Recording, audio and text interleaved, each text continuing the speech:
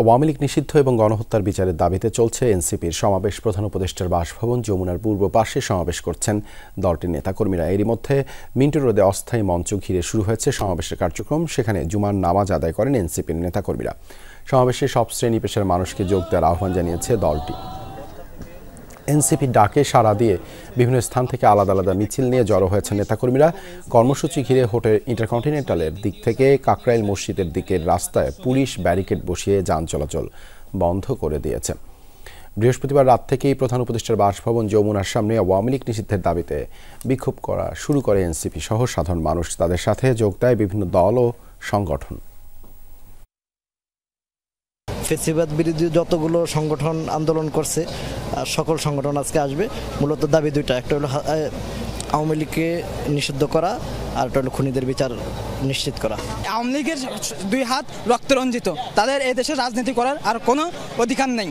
সেই অধিকার থেকে আমরা বলতেছি Awami League never come back. আমরা দেখতে পাচ্ছি পরিষ্কারভাবে যে তাদের পুনর্বাসন রাষ্ট্রীয় মদতে যখন হচ্ছে, ভাই তখন আপনি কিভাবে এটা মেনে নেবেন? আপনারা আপনাদের কুটচালের মধ্য দিয়ে আওয়ামী লীগকে আবার পুনর্বাসন করবেন, সেটির চেষ্টা হয়েছিল বিদায় আজকে আমরা দাঁড়াতে বাধ্য হয়েছে।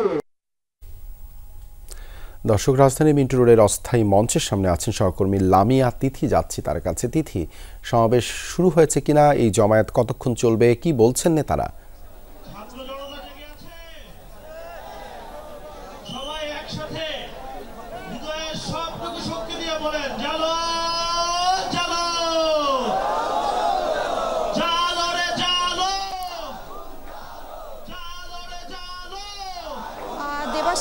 আমি যদি একটু বলি যে আওয়ামী লীগ নিষিদ্ধের দাবিতে কিন্তু এই যে হিয়া রোড কিংবা মিন্টু রোড যেটাই বলেন না কেন, প্রধান উপদেষ্টা বাসভবনের ঠিক অপোজিটেই কিন্তু এই যে জায়গাটা রয়েছে, এখানে কিন্তু ঠিক 5টি ট্রাক দিয়ে কিন্তু এই জায়গাটায় একটা অস্থায়ী মঞ্চ তৈরি করেছে ছাত্র জনতা। তাদের একটাই দাবি যে আওয়ামী লীগকে নিষিদ্ধ করতে হবে এবং তারা বলেছেন যে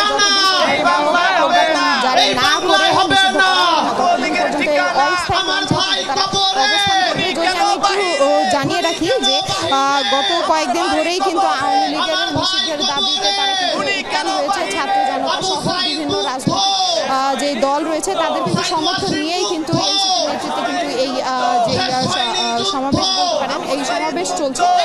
ইতিমধ্যে কিন্তু এই যে অস্থায়ী মঞ্চে এখানে কিন্তু এনসিপির যে কেন্দ্রীয় নেতাকর্মীরা রয়েছে তারা উপস্থিত হয়েছে।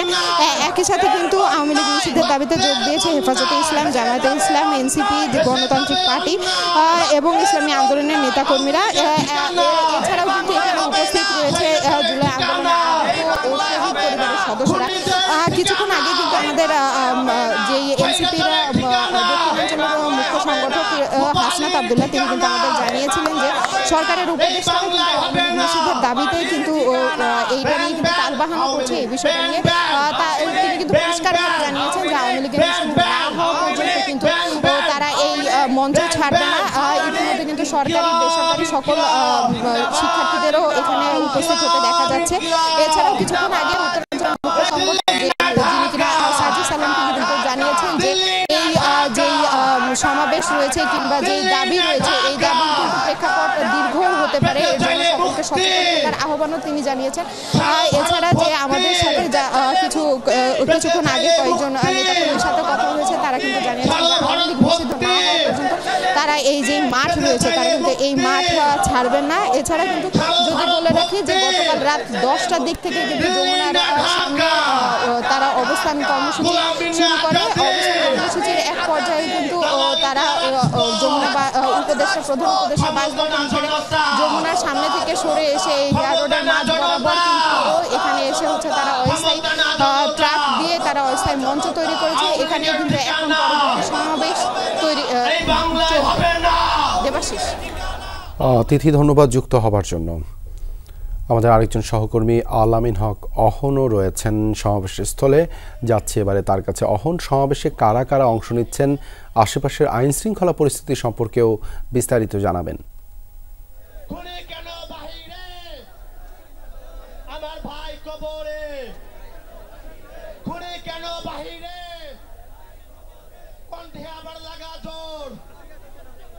আওয়ামী লীগের কবর খোর আপনার প্রশ্নটি আমি শুনতে পাইনি। আপনি নিশ্চয়ই প্রশ্ন করেছেন যে এখানে কি অবস্থা।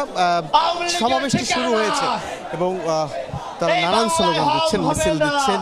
এনসিপি বলছে যারা আওয়ামী লীগের নিষিদ্ধ চান, যারা বিচার চান, তারাই যেন এই সমাবেশে যোগ দেন। সেই হিসেবে আমরা দেখেছি তারা একটু আগে ঘোষণা দিয়ে বলেছেন বাংলাদেশ ইসলামী ছাত্র শিবিরের যারা রয়েছেন তারাও এখানে যোগ দিয়েছেন, সেটি মঞ্চ থেকে ঘোষণা দেওয়া হয়েছে এবং এটি জামায়াতে ইসলামের সহযোগী অঙ্গ সংগঠন। এছাড়াও আরও কিছু ইসলামী সমমনা দল যেগুলো রয়েছে সেগুলো ইতিমধ্যে এখানে তাদের এই গণজমায়েতে অংশ নিয়েছেন। তারা একই কথা বলছেন, যতক্ষণ না পর্যন্ত আওয়ামী লীগকে নিষিদ্ধ ঘোষণা না করা হবে ততক্ষণ পর্যন্ত এই মঞ্চে কার্যক্রম চলবে। আশেপাশে আইন শৃঙ্খলা বাহিনীর সদস্যদের ব্যাপক উপস্থিতি। সকালবেলা আমি এসেছি তখন দেখেছিলাম এই মিন্টু রোড লাগোয়া যে সড়কটি রয়েছে, আশেপাশের যে সড়কগুলো রয়েছে সে সবগুলো সড়কের প্রবেশ বন্ধ করে দেওয়া হচ্ছে, কোনো যানই চলতে দেওয়া হচ্ছিল না। পায়ে হেঁটে কয়েকটি সড়ক খুলে রাখা হয়েছে, শুধুমাত্র পায়ে হেঁটে তল্লাশের মুখে পড়ে তারপর যারা এই সমাবেশে অংশ নেবেন তাদেরকে অংশ নিয়েছেন। এবং এর মধ্য দিয়ে তারা বারবারই বলছেন জুলাই অভ্যুত্থান যে চেতনা নিয়ে হয়েছিল সেই চেতনার বাস্তবায়ন করতে হবে। যে রক্ত যে শহীদ হয়েছেন তাদের যে চেতনা ছিল সেই চেতনা বাস্তবায়নের জন্য যারা রয়েছেন তাদেরকেই এই সমাবেশে অংশ নিতে তারা বলছেন। একই সঙ্গে তারা এই ইন্টারিম সরকার ডক্টর ইউনূসের সমালোচনাও তারা করছিলেন এবং তারা বারবারই বলছিলেন যে ইন্টারিম সরকার কি পাহারাদার হয়ে গেল কিনা। তারা এও বলছিলেন যে ফ্যাসিজম যেটি সেটি কি এই ইন্টারিম সরকার, এই ডক্টর মোহাম্মদ ইউনূস কি তাদেরকে কোনো না কোনোভাবে নিরাপত্তা দিচ্ছেন কিনা এমন প্রশ্ন তারা করছিলেন।